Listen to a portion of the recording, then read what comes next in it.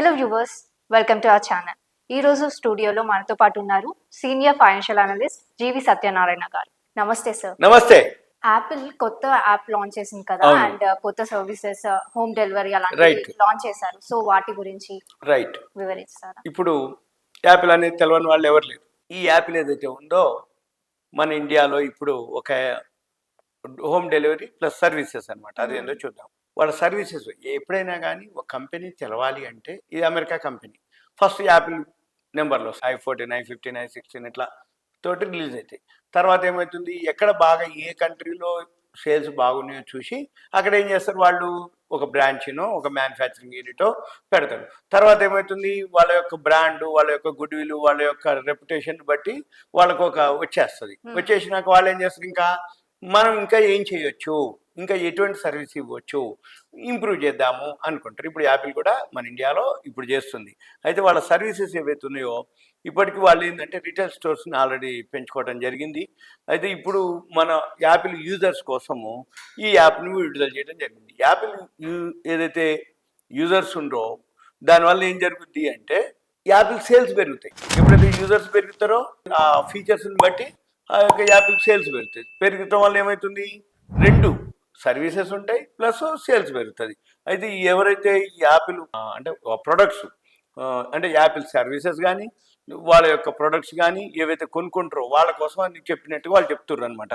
అయితే యాపిల్ స్టోర్స్లో ఇప్పటికీ ఆ యాప్ ఆల్రెడీ ఉందని, అందుబాటులో ఉందని వాళ్ళు శుక్రవారం రోజు ఈ రోజే ప్రకటించడం జరిగింది, 17వ తారీఖు.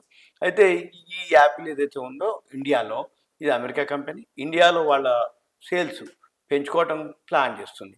అయితే వాళ్ళ యొక్క ప్రొడక్ట్స్, వాళ్ళ యొక్క సర్వీసెస్ని చాలామందికి చేరువ చేయాలి అని వాళ్ళు ఏం చేస్తారు, చిన్న చిన్న పట్టణాలు అంటే ఓన్లీ ఢిల్లీ, మద్రాసు, బాంబే కాకుండా చిన్న చిన్న పట్టణాల్లో కూడా వాళ్ళ యొక్క ప్రొడక్ట్స్ని, సర్వీసెస్ని తేవాలని చెప్పేసి ఈ యాప్ తీసుకురావడం జరిగింది.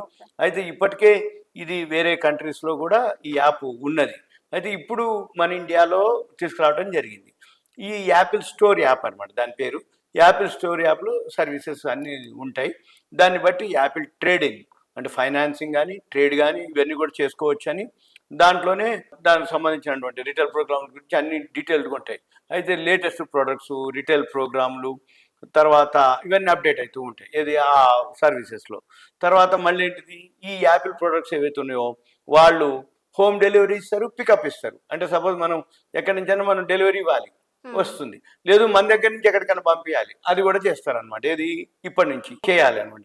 అంటే ఏంది, కొత్త కొత్త ప్రోడక్ట్స్ ఏవైతే ఉన్నాయో మనం కొనుక్కున్నా కానీ యూజ్ చేయడానికి కానీ ఏది కావాలన్నా గో ఫర్దర్ అని వాళ్ళ యొక్క ట్యాబ్ సహాయంతో మనం డిస్కస్ కూడా చేయొచ్చు. మనకి ఏదైనా డౌట్స్ ఉంటే, మనకి ఏదైనా ఇన్ఫర్మేషన్ కావాలి అంటే గో ఫర్దర్ అని ట్యాబ్ సాయంతో కూడా వీళ్ళ యొక్క వాళ్ళు అంటే ఎక్స్పర్ట్స్ ఉంటారు, వాళ్ళు మనకి అంటే ఆ సబ్జెక్ట్ సంబంధించిన నిపుణులు ఉంటారు, మనం వాళ్ళతోటి మాట్లాడవచ్చు.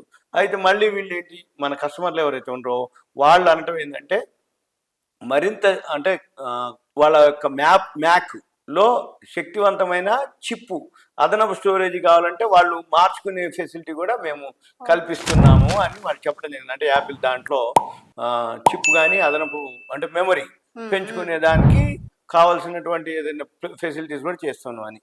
అయితే దీంతో పాటు వాళ్ళు ఏంటిదంటే యూజర్స్కి వాళ్ళ ఎక్స్పీరియన్స్ కోసం షాపింగ్ ఎక్స్పీరియన్సు యాపిల్ స్టోర్ తీసుకురావడం జరిగింది.